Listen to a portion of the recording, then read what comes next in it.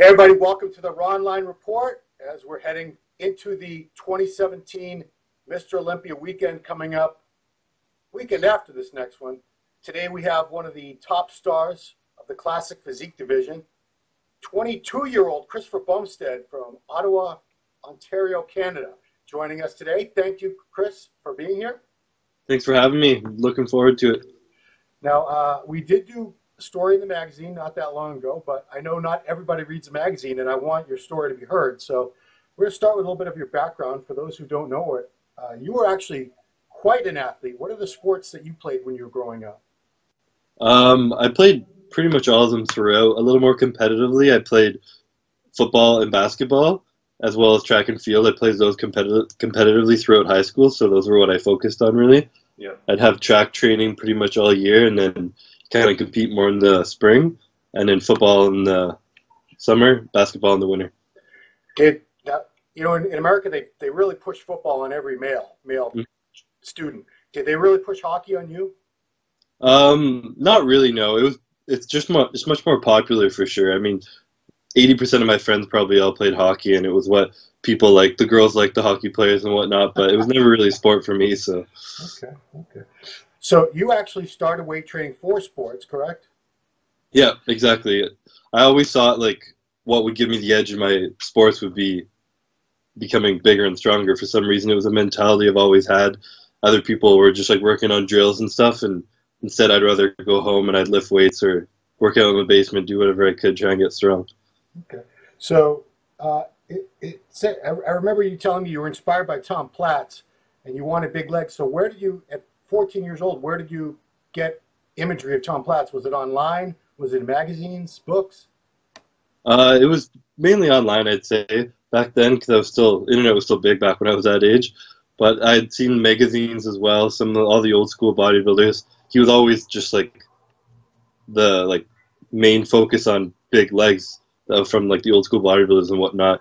Still, no one has legs developed like to that proportion. Like it was something out of this world. So just what I looked up to, and the way he trained was just crazy. Killed himself every workout, and I love that about it. Yeah, I mean that's odd because most kids, it's all about how much they can bench press, and they want big arms is always the number one thing they want. Big chest is after that, I guess, maybe shoulders. But you don't hear too many young kids talk about, I want big legs, I want to squat a lot of weight. But that was something that you actually wanted from day one, correct? Yeah, I guess part of that probably stemmed from sports and like being football. I played like fullback and whatnot, so you need to have big, powerful legs to charge through people. But like even in high school, we'd be in the weight room at lunch or drink spare or whatever, and everyone would be like obviously benching, like you said, trying to get their bench up, and I'd be that guy in the squat rack. I remember squatting like 4 plates, I believe, and end of grade 11, grade 12 throughout that, and just no one else was even touching the squat rack. It was just always where I felt comfortable, what I loved. You had it all to yourself. Yeah. So you actually made amazing progress in your high school years. It says you went from you started high school at 170. Were you at your full height already, or are you 6 foot, 6'1"? What do you think you are? I'm just over 6 foot right now. Okay. I was probably around 5'10" starting high school. Okay. So you started 170, which was not a small kid. You were already pretty athletically built, it seems. But got to 225 by the time you graduated. Yeah. Which, yeah, you were a good-sized kid. So, how did you go from there to getting into, what we really call bodybuilding? You were training it for athletic purposes. How did you turn that into what became what we see today? Well, I knew as soon as my body started responding so well to weight training, immediately my thoughts went to like bodybuilding. Oh, I could compete. But it was always like, I'll do it in the future, I'll do it in the future. Never really thought of stepping on stage until my sister started dating Ian Valliere, who's also a professional bodybuilder from Canada now. Yeah. So they started dating right at the end of high school for me, when I was in grade 12. And then I took a year off just to kind of work, make some money before I went off to university. And in that year off, I started to work out with him a bit more, and he got me really into it. So probably 8 months out of high school, there was a local show coming up, and he talked me into doing it, and I'd been training all year with him. I'd put on a lot of size, so he coached me through it, prepped me, dieted me down, and since then I stepped on stage and just loved it, and it all went up from there. So, there are some husband and wife couples that are pros, but that's not so bizarre because they meet that way. It shows itself. Mhm. But to have two pros in the same family, siblings, that's Yeah. pretty rare. I can only think of maybe a couple other examples where there were sibling pros throughout the entire sport. Where did the genetics come from in your family? I mean, I think I'd say they come from both my parents. My dad was a little more athletic. As a kid, I had seen pictures of him. He did gymnastics at a young age, and there would be pictures of him at the bottom of like a pyramid that Yeah. they would do just kind of for a picture in the yearbook. And he's at the bottom, and you can see his like triceps bulging out and kind of thing. But he was a pretty big boy too, and I knew he ran a lot. He did track as well, but ran more long distance. And he still had like big legs back in high school, even from running so much. So a lot comes from his athletic side, and my mom wasn't as much into sports, but she was always super fit at a young age and whatnot. So I'm sure genetics come from both sides. Okay. So a lot of guys obviously train to look good and love training, but competing is a whole other animal. How did you actually, was it Ian that got you into your first competition, or how did you end up doing your first show? And it was only 2014, right? Yeah, it was 2014. Ian definitely pushed it. It was something like I said, when my body started to respond so well, it was just like, I can be good at this. I enjoy working out. I enjoy the eating side of it too, which is the hard part. And he was the one who just kind of accelerated it, probably got me on stage and taught me everything I needed to know. But yeah, he was a big push for sure. Cool. All right, so let's give a brief review of your competitive history for the viewers out there. So 2014, Canada actually, I think, has they have a really strict system of how you have to go up the ranks, which Yeah. I think is a great idea because I don't know how, if you realize the U.S. is kind of a free for all. Hmm. We have national qualifiers, but then anybody can qualify. Maybe you're the only one in your class, and you win that, and you go to the national shows in the U.S. and you always have a good amount of people who have just no business being there. Yeah. Canada, they have it right because you have to win. Is it level 1, 2, 3? What do they call it? Well, we have level 1, yeah, and that's like the city you live in, Yeah. usually, or anywhere within your province, a certain city. Yeah. And then once you come, I believe, top 5 at that show, you qualify for provincials. So it's like a state show. You have to be living within that province. And then top 5 at that, then you can go to nationals. Yeah, so that's pretty cool. So, yeah, 2014, that's what you did. You did Sudbury Championships. Must be somewhere in Ontario, I'm guessing. Yep. Junior, which as you would go on, you were undefeated as a junior, it looks like, as you went on the next few shows. Nobody beat you as a junior. Not only that, your very first show, which you were 19, I'm guessing? 19, yeah. So you also won the Open Men's Heavyweight and Overall Yeah. at 19 years old, which I'm sure that pissed off like the 35-year-old guys in the show. There were a few guys who weren't too happy, yeah. Same year, you go on to the Ontario Championships. Again, it's junior win and fourth in the Open Heavyweights. Yep. Tougher show, I'm sure. Next year, 20 years old, you go to the Canada for the first time. And once again, won the junior, third in the Open Heavyweights. And 2016 was the last time you went to the Canadians. Hmm. You took second in was it third? Second in the heavyweights that year. But Yeah. you skipped the juniors, even though it would have been a fairly, let's say, easy win. Let's not be unreal here. But why did you skip the juniors that year? I thought it was a pretty cool reason. Yeah, it's just, I mean, as a junior bodybuilder, you only get 3 years, say, usually, to get to nationals and win that title. And I knew I loved having that title so much. Calling myself Junior Mr. Canada, I was the best junior bodybuilder in the country. It was an amazing feeling. And once I had it, I felt like it wasn't really mine to take again the next year. I wanted to give that win to someone else who would enjoy it just as much as me, get that trophy, have that title under their belt. So it didn't feel right coming back and doing it again.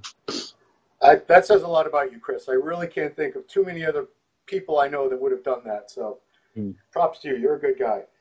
Okay, so 2016 turned out to be your year, though. You missed the Canadians, but you go to the North American, which is, guys, mostly Americans, but you also have Mexican athletes, Canadian athletes, and that's where it happened for you. You won the heavyweight division. Yeah. Got your pro card there. 21, you were just turned 21, or were you even 21 at that time? I was just 21, yeah. Okay, so you've just turned 22 recently? I turned 22 this past February. Oh, okay, so you've been 22 for a while. Okay, but still, all this year you're 22. So you turned pro as a bodybuilder. The classic division already existed, and you already knew about it, obviously, by that point.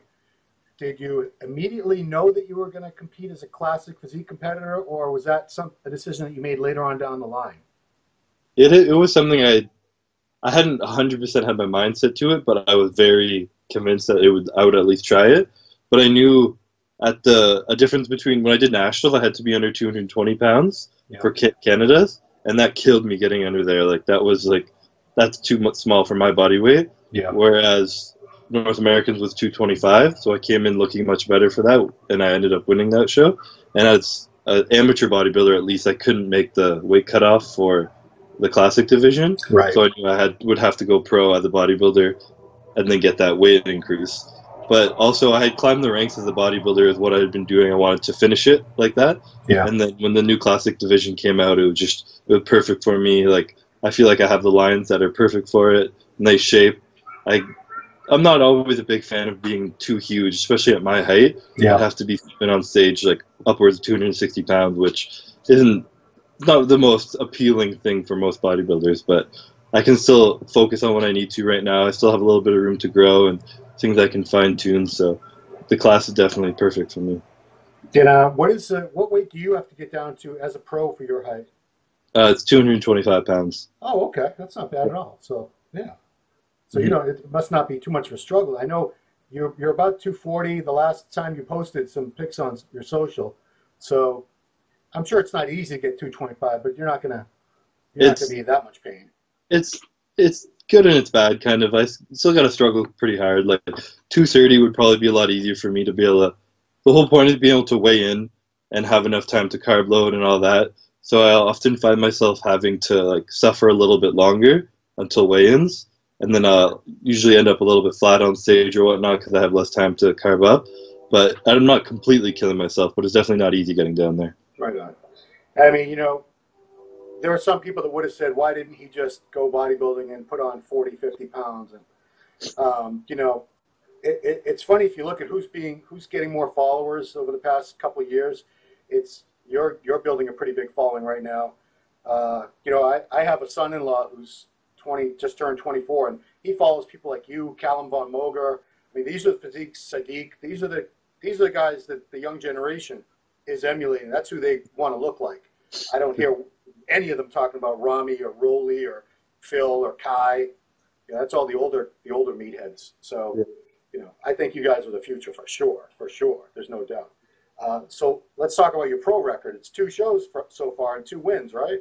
No, I did do, right after the North American show, I did a show in Miami, the Diana Cadot. Okay. Where I came 3rd in that one. But I showed up pretty off point. Like, I had just prepped for 6 months into Americans, and then this was 2 months after. So it was almost an 8-month prep. My body was just not having it. So I showed up not looking my best, but it was still an experience, my first classic show, and it showed me that I wanted to be in classic. So I took a step back and prepared for next year. Okay. So it's been the 2 major. You did Pittsburgh and Toronto this year then, right? Yeah, exactly. Super 2 this year. Let's forget about the 2016 show. Yeah, didn't happen.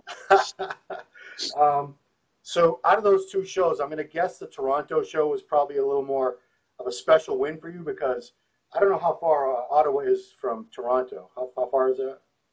It's a 5-hour drive. Oh, jeez. Wow. Okay, so that's not as close as I thought it was. Well, in Canada, that's close. That's close. Everything's a 5-hour drive for us is like down the road. So because I was there and I heard your cheering section. There was a substantial amount of people that were there for you.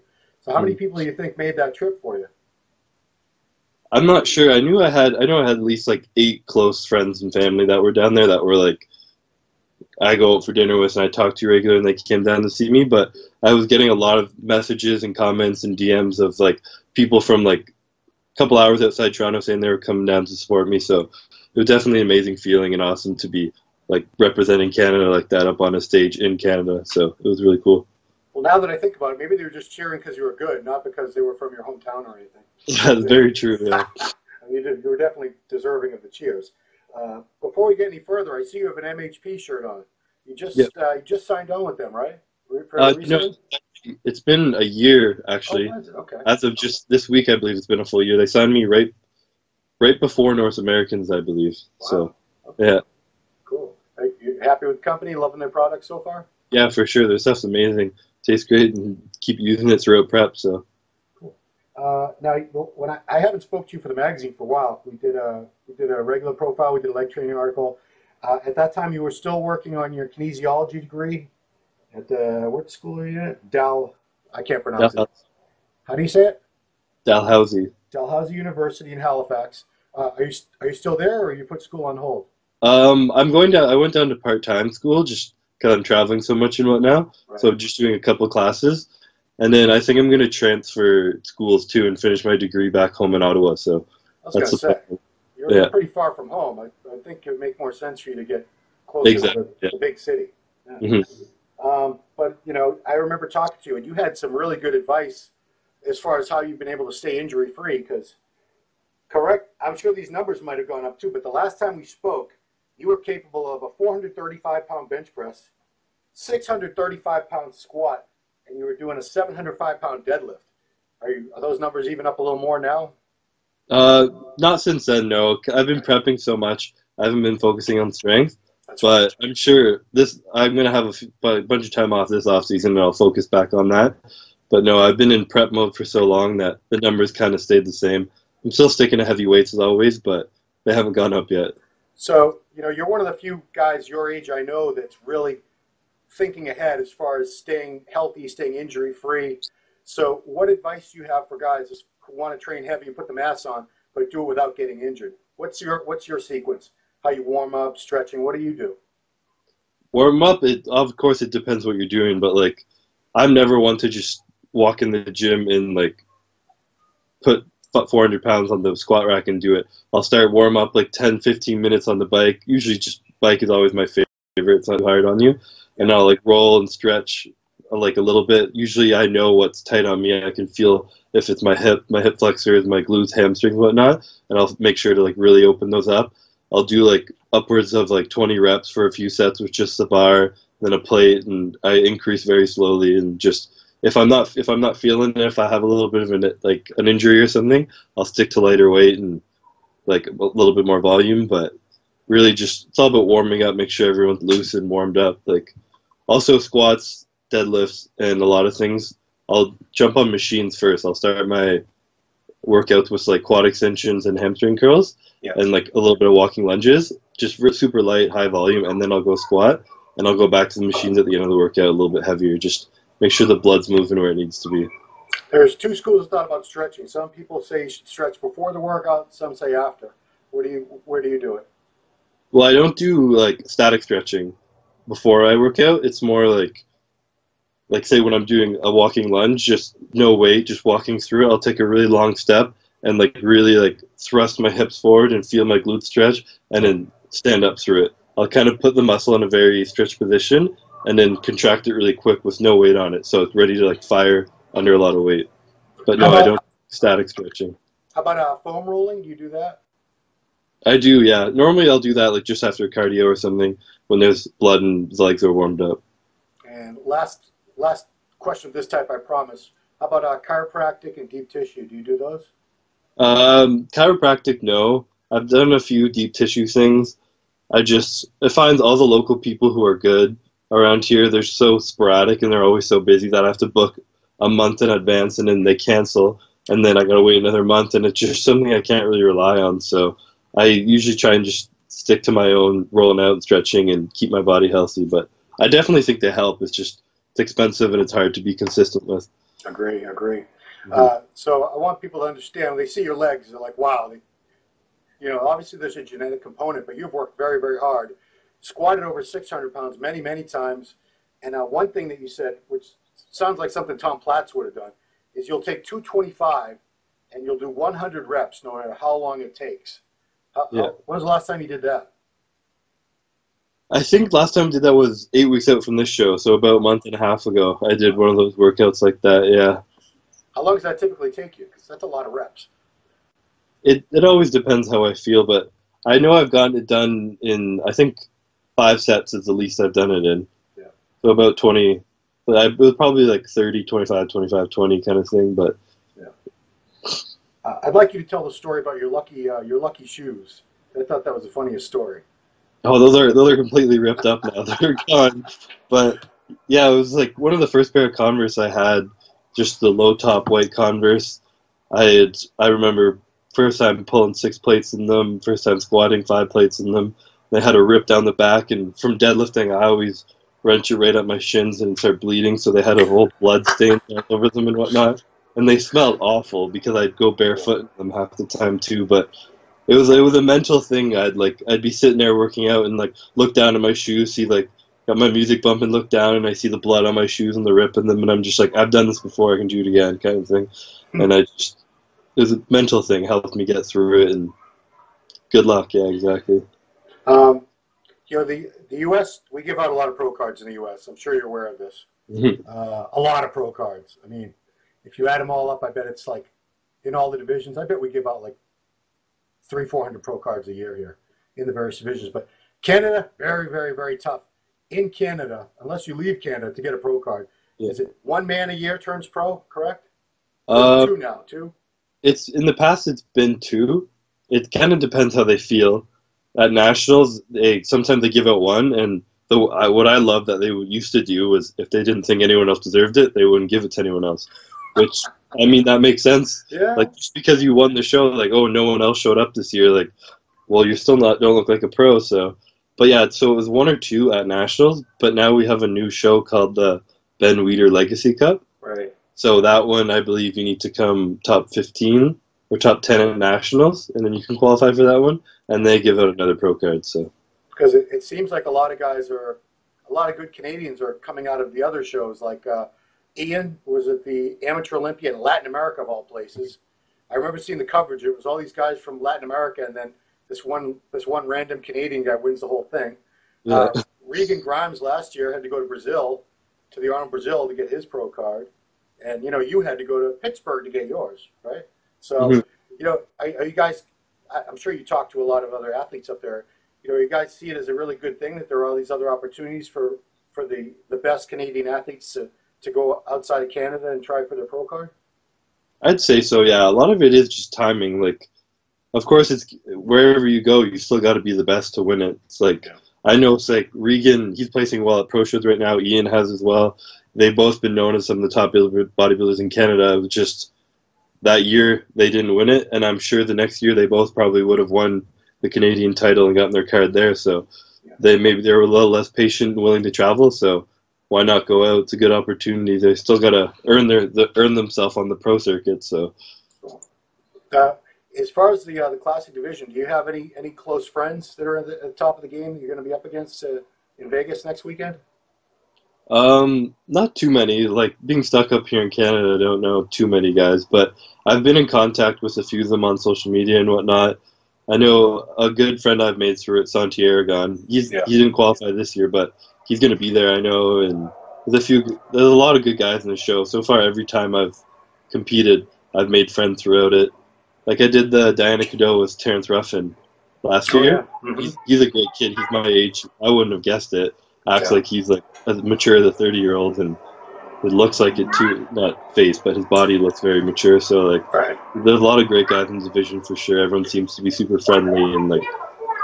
Safe to say you're the youngest guy that's going to be on that Classic Olympia stage this year. Yes. Yeah, I believe so. Yeah, I can't think of anyone. He's the second youngest, and he's 23. Who's that? Terrence Ruffin. Oh, okay, yeah. Because a lot of these guys are like Hester's older than me. He's like a few months old. Danny's older than me, and Stan's no spring chicken. Yeah, I find it interesting that you have the best guys. You have some of them that are pushing 50, and some of them that are you're less than half our age, and you're kicking ass too. I was a little shocked myself. I know Breon. He's one of my favorite guys right now in the division. I thought he was like in his 20s, just how young he looks, and I found out he was 38, and I was like, oh shit, true. That's funny you say that, because for the print magazine MD, I had to write a feature for the last issue talking about the young guns, the best up-and-coming young athletes. And, Steve is telling me who he'd like featured, suggesting people, and he put Breon. And I got back to him. I said, Steve, do you realize how old Breon is? He looks. What he knows. He looks like 26, 27, but yeah, he's like 10 years older. Mm-hmm. Fountain of youth, I guess. But so when did you really have a chance for an off-season? I mean, did you competed in the Diana Cadeau was what, like October last year? Yeah, it was late October. So, you know, that was a whole year of dieting. Probably took you a little while just to recover from all that and get ready to train again. Yeah. So, and then you competed in May. So how much time did you have for an off season then? And then how much time did you have for an off season after the May shows? Really not much time at all, because right after my competing season was over, I was pretty new with MHB. So they had me fly out for about 3 photo shoots over the course of December, November and December. So it wasn't until kind of the holidays I could relax and like kind of off seasons get back to my proper training. And then really I didn't want to let myself get too out of shape. So I had about 3 months maybe before 3 months of like a proper off season, and then I got right back to prep for the May shows. And then after that I only had 4 weeks after Toronto, which was the end of May. I had 4 weeks where I kind of just increased my calories and tried to train as hard as I could, and then it was right back to prep. Because, you know, I'm looking at your recent pictures of you. You know, when I saw you in Toronto, that's the only time I've seen you compete so far. And, you know, I agreed with pretty much what I was saying, and you knew it at the time, that the areas you really needed to bring up, your arms and your back thickness. And I'm looking at the pictures you've been posting the past couple of weeks. You've made some serious improvements in both of those. So you did it pretty much while you were staying lean and prepping. You know, what were the keys to doing that? Because a lot of guys think they have to get big and bulked up to make any kind of gains at all. Mainly just, luckily for myself, now that I'm a professional bodybuilder, I can live this lifestyle. I don't have to work, and I was out of school. So a lot of it was I could train twice a day. So I'd wake up, do whatever I needed to do, get to the gym pretty early, could come home, nap, and I'd go back, and I'd have like 2 days a week, and it would always be arms back, repeatedly train them as much as possible. And just, I'd try and stay lean, so I'd eat on leg day. I'd eat actually less food than usual, compared to most people, because I didn't need to bring them up. Stuff like shoulders, I would eat a little bit less on that day, and then arm day, back day, I would increase my calories almost double, and then kind of switch back and forth like that.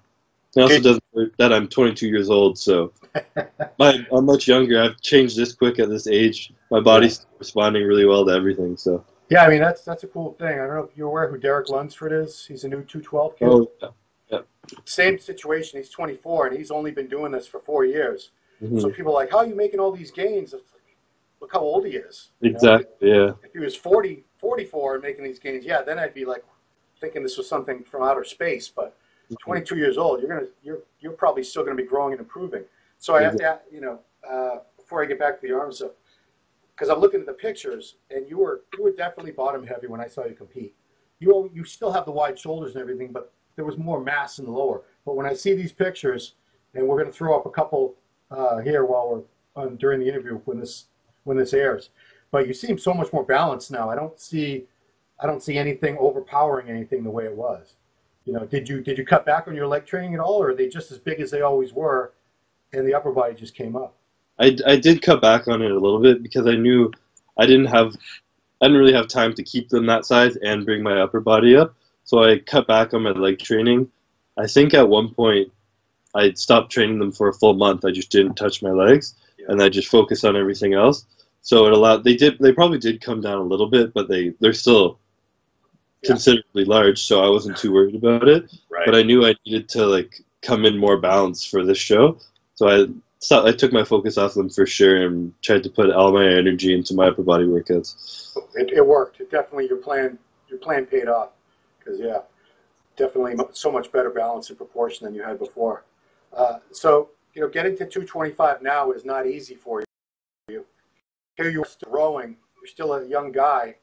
Are you concerned at all that, you know, a year from now, 2 years from now, if these weight limits for classics stay the same, that you're going to have to move into open bodybuilding instead? Or, you know, how do you plan on keeping that weight down? It's a thought I've had for sure. Honestly, I'm kind of banking on the idea that they're either going to increase the weight limit or just get rid of it.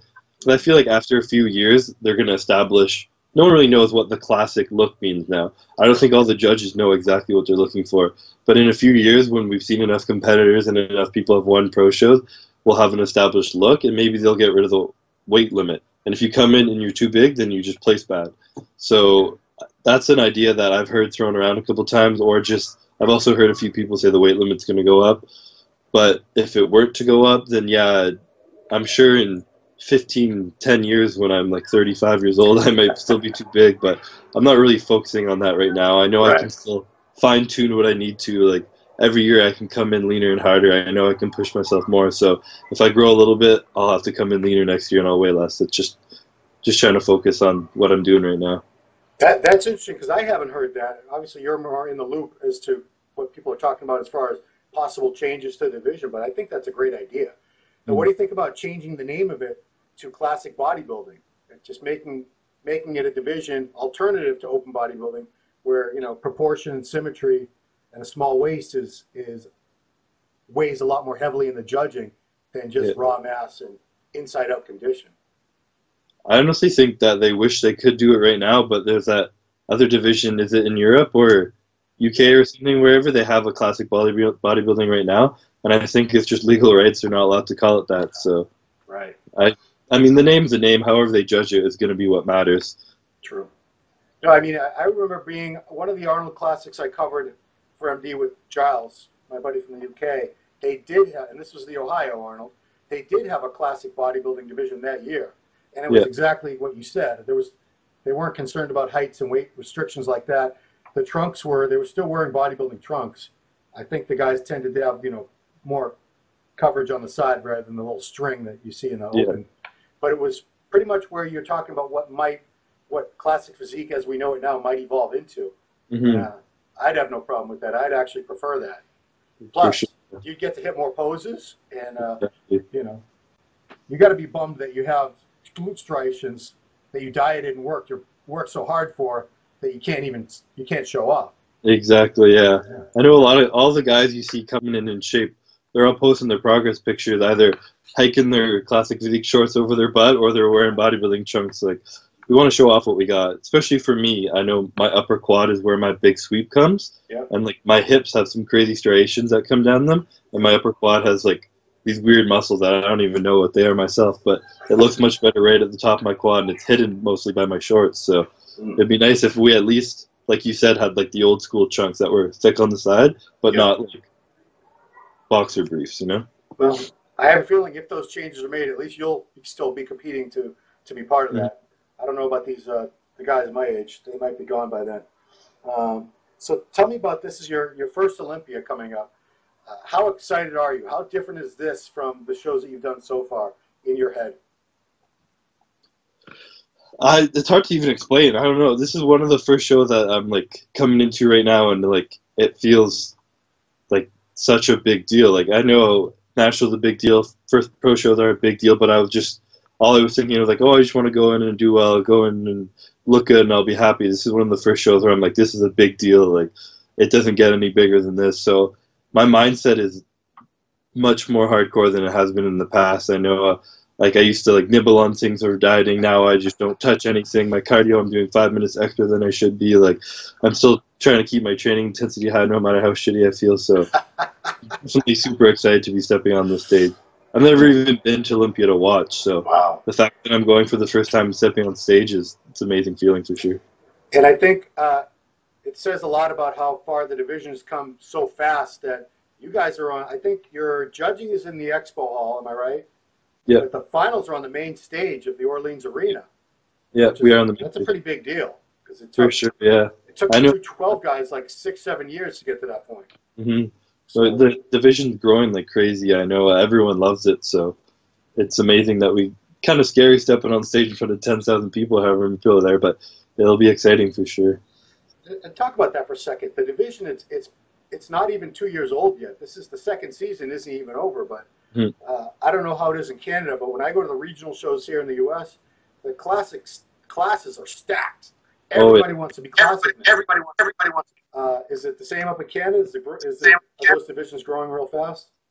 It's huge. Yeah, it's almost detrimental to bodybuilding. It's so big here. I know some of the local shows around where I am, Nova Scotia. Last one, I think there was maybe 3 open bodybuilders, and then like 25 to 30 classic physique, and it was crazy. It's good and it's bad, but I feel like a lot of people like who are starting out, all they think in their head is, oh, I'm not big enough to be a bodybuilder. I guess I'll just do classic. And it's like, that's kind of ruining the point. You're still supposed to have that classic look and like be classic to be in the division, not just because you're too small right now. So it's good and bad. Well, yeah, you say that, and it's interesting because a lot of top classic competitors have pointed out that it's not just about the look. It's not because you're this tall and this is the weight that you would like to compete at. You know, I do see a lot of guys who don't have that look. They're I hate to say it, but failed bodybuilders. They just were never able to build the mass, but they never really had pretty shape either. So they're trying this because they think they're going to be more successful at it, and a lot of them are realizing, oh, I guess I'm not going to be good at this, because you know, if you have like a waist this wide and your shoulders are this wide, you're not going to do well in classic. It's still all about, it's more so about good genetics, I think. Some guys are coming out now in these North American. There were some freaks, even in the Masters. Guys coming out of the woodwork with amazing genetics that probably never would have ever competed in bodybuilding, either because they weren't interested or they just didn't want to look that big. They didn't want to do what it takes to get that big. They wouldn't, you know, it's, you know, give me your theory. Why do you think classic is, I don't want to say taking over, but why is it just booming in popularity? Why do so many guys want to be part of it? I guess it is part of that. It seems, and I guess it is more attainable. It's more attainable. It's more attractive to the average human. It's easier on the body, healthier realistically, and like you're more functional in day-to-day life on top of still being at the top of like an elite physique of people, which is like pretty rare. And I know also a lot of people will see someone go pro maybe at like, let's say they go pro with a heavyweight and they look amazing, have a super like beautiful physique, and now they're like, oh shit, I need to put on 50 pounds. And then they're like, oh, like I'm not going to take 2 years off to do it. I want to do it in 6 months and compete at the next pro show. And then they just do whatever they can, take whatever they need to take, and put on 40 pounds in like 4 months, and then their physique's ruined and they look like shit. Right. And everyone was telling them to get big, like go in the open, and once they do it, then everyone forgets about them and like, oh, you're big, you're big now. I don't like you anymore, you know? Yeah. So it allows people to expand when they have a beautiful physique at a certain weight. You can kind of hang out around there and just fine tune it and perfect it. Right. You know, a lot of guys start lifting weights and they want to be bodybuilders to get girls. Let's be realistic. You know, there's a lot of reasons people get into it. Some of them would come from a real strong athletic background like yourself, and they would just realize that they had a talent for it. Others are just, you know, insecure little skinny kids or fat kids, and that's why they did it. But a lot of guys get into this because they want more attention from girls. But you know, if that's the reason a young guy's getting into it these days, if I've showed girls pictures on my phone of like big Rami, and every one of them is like, oh God, that's disgusting. I mean, if you want to do it for girls, get into CrossFit and weigh 180 pounds and have abs or something, you know? Girls don't like big bodybuilders and veiny as hell or big, like, juicy guys. They'd rather have physique guys, exactly. But I'm saying even as you got someone like yourself, you carry far more muscle mass than an average guy does. But because you have a small waist and you have these proportions and everything, I've seen women's reactions to pictures of guys like you, Sadiq, Arash, Callum, and not one of them has ever said yuck. Not one of them has said that's disgusting. Like, wow, he looks great. So, you know, universally across the board, this just seems to be a look that's appealing to everybody right now. So, you know, and I don't want bodybuilding to die. I've been part of that sport industry for my whole life, but it's not going to die. I don't believe that's ever going to happen. But you know, progress is what people want. You can't tell people what to like, and they seem to like this a lot. So good for you, because you're just starting out and you're in this division, which is it's going nowhere but up from here. Sure, yeah. So I want to give you the chance. I know that you don't do this on your own. There's probably some people in your corner here who are helping you out.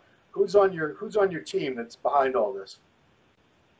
Like, who do you want sponsors to thank? Anybody, girlfriend, sponsor, coach, anybody. I guess there's quite a few. My whole family is so supportive. My sister, of course, she's always been my best friend since day one. She's doing the Olympia with me, so it's awesome. It's awesome to have like her doing the show with me and supporting me, as well as her boyfriend Ian, who was coaching me through it. He's literally taught me probably everything I know throughout bodybuilding. I trained with him my first few years of it, and all my little tips and tricks I give out to people are usually something I've heard from him in the past. So I can easily say I wouldn't be here today without him. My parents as well. It's not easy to support your child going to something like this. And I was pretty young when I started, and to see like your little boy who was playing football all of a sudden on stage in like a little bikini flexing up there, it's not easy, but they've been super supportive. They fed me in my off season, and they love seeing me on stage, how happy I am. So they've definitely helped a lot too. And my girlfriend, of course, she's got to put up with me throughout prep every day, and she's been amazing with it. She helps me with my meals when I need it.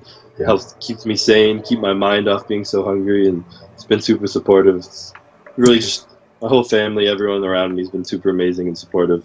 Really lucky. Do you train on your own, or do you have training partners? I almost always train on my own. Wow. When I'm in Ottawa, I'll train with Ian, but now that I'm away for school, it's usually by myself. Or the odd time, Dana Baker, he won super heavyweight nationals this year. Didn't get his pro card, but he's an amazing bodybuilder, big boy. I train with him quite a bit out here too. So. Do you still train mostly at your university gym? No, I'm at the Good Life gym now here in Canada. It's kind of like an LA Fitness, I guess, a corporate gym around the country. It's not the best, but they got everything I need. So they haven't kicked you out yet, right? So no, not yet. I've had a few complaints in deadlifting, saying I'm too loud, but like I know I put it down as quietly as 600 pounds and hit the floor. So unbelievable. Yeah. All right, cool. Well, I'll be watching you and the other classic physique pros up in Vegas with great interest. This division is very exciting. I think it's also, I should ask you, what about competing with Flex Wheeler? What's that going to be like? Oh, when I heard that, I was extremely excited for sure. I mean, you look at those old school pictures of him, and I can't even picture or think of a more classic look than that. Everything was amazing for him. I feel like he was bigger than the weight limit should allow him to be, and everyone still looks at that as classic. So, the reason they should up the weight, but no, for sure, just to step on stage with such a legend is going to be a surreal feeling for sure. So I'm saying this lineup is it's just all over the place. You got young guys like yourself, or just a few years out of high school. You got guys old enough to be your dad. This is just it's crazy. It's cool though. It's going to be like I think it's probably going to be the most exciting part of the weekend. That and the 212, the Open. I think we all know Phil's probably going to win, so it's not that thrilling. No, take that from him. Yeah. We're still going to be watching. But as far as I feel like your Olympia is going to be a lot more wide open as far as we have no idea who's going to win right now. It was like I was saying, a lot of the judges, I feel like sometimes no one really knows exactly what they're looking for yet. Yeah. Like the classic look is still a matter of opinion, really. So everyone's got their opinion, like who looks more classic. No one knows there's no set, this guy's going to win. I feel like every year for a while is going to be like that too. So it'll be interesting for quite a few years. Yeah, I mean, theoretically, could be Danny again. Could be Arash, could be Sadiq, Breon, could be you.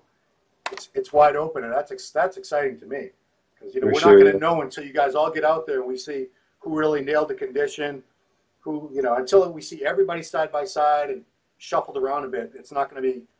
There's no way to tell. It's just going to be something to really look forward to, and I'm looking forward to it. Sure. Yeah. So I thank you for your time, Chris. I know the prep has to be hitting you pretty hard right about now. But you took the time, and I know you had to battle some traffic to get home in time for this too. So appreciate it very much. I wish you the best of luck. Thank you. Cool. So for the Ronline Report, this has been me, Ron Harris, with Classic Physique Pro and Olympia favorite, Chris Bumstead. Talk to you next time.